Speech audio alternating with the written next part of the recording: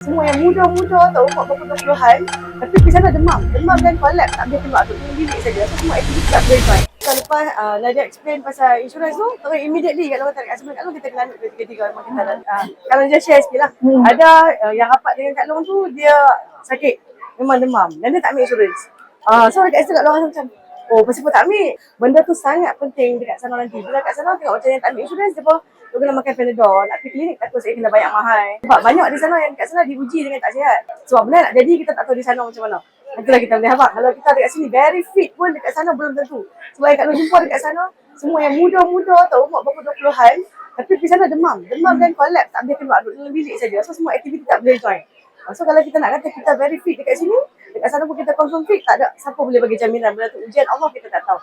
So siapa nak pergi, make sure yang persediaan yang betul. Contoh persediaan yang betul, contoh macam insurans lah, memang satu-satunya benda yang kita bayar tapi kita tak minta kita guna is insurance.